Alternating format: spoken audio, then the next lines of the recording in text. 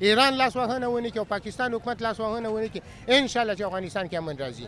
ډېر مشکلات وروره د نه چا تپوس شته نه چا پوښتنه شته په دې غریبي ژوند کې نن د جامع حالات معلوم د خوراک حالات معلوم په دې مزدوري په دسره مرګ کوو نور به څه وایم. سکینه د کابل اوسیدونکې ده خو د خپل کورنۍ سره پاکستان کې کډواله ژوند کوي. نوموړې کابل کې د ناامنۍ او بیروزګارۍ څخه پېښور ته کډواله شوې خو وایي چې دلته څه ګټي نو هغه په هماغه ورځ خوري او په مشکله د کور کرایه پوره کوي. امن راشي ډېره پیدا ده بچي به په یو ځای شي کار روزګار به صحیح شي خو دومره فرق دی دلته کار څومره پردی ځای ده که نه نو هر رنګه خبره پکې اورو نو هلته کار څومره خپل ځان ده. الله په در کې امید لرو تمه لرو چې الله به امن راولي الله به پکې ښه ورځ راولي زموږ پکې امید نشته تمه پکې شته الله په درګاه کې 15 وخته مونځ اودس باندې دعاګانې ورته کوو چې خدای پکې امن راولي. را به شي انشاءالله را به شي.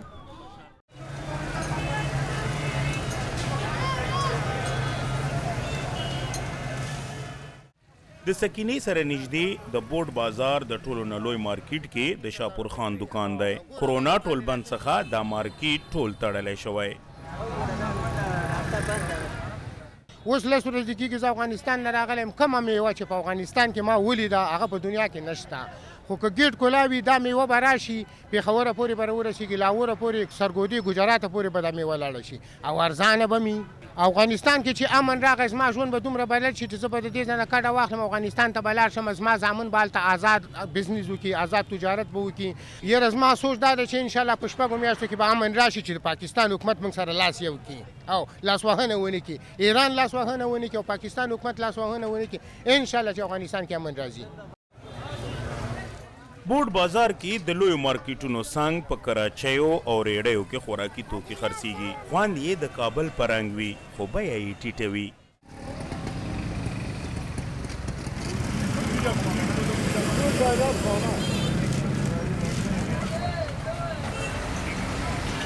د ننګرهار ولایت د روداد ولسوالۍ نیک محمد صافي وایي روزګار یې پېښور کې ګټور دی خو په خپل وطن کې روزګار کول لوی ارمان دی. بورډ بازار کې افغانان ته ډېره اسانتیا وي ځکه چې 99% دلته افغانان دي دا لکه وړوکی کابل باندې بورډ بازار یادېږي که نه نو اسانتیاوې ډېرې زیاتې لکه خپل کابل کې چې دی کار کوي. سید نقیب خان باچا د متحده افغان تاجرانو او د بورډ بازار عمومي رئیس وایي چې دلته هره ورځ د کروڑونو کلدارو تجارت کیږي چې اخیستونکي او پلورونکي زیاتره یې افغانان دي. چې زموږ تجارت پیشه خلک چې هغوی تقریبا په 100 کې 70% 80% هغوی کاروبار ټول مکمل د منځه لاړ دي ډاون شوي دي.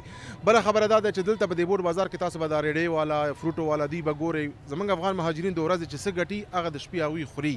نو مشکلات سره موږ ډېر زغ زیات هغه یو کوم ریلیف یا کوم هغه چې نور خلک پاکستانیان ته میلاویږي هغه شی موږ ته نه میلاویږي چې دا کوم افغان مهاجرین د تجارت حساب کې هغوی ټریننګ شوي چې خدای زموږ وطن کې پوه شو د آرامي راوړي او قلاري راوړي انشاءالله چې هلته به موږ ډېر زر پوه شو دا کوم افغان مهاجرین چې د دې ځای دي او هغوی هلته لاړ شي ډېر زر به انشاءالله موږ خپل وطن په خپلو باندې به ودروو.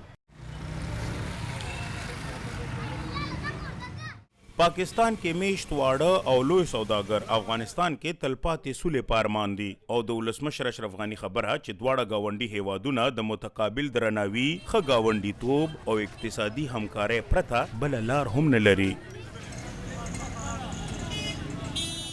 مدثر شاه ډویچه ویله پېښور.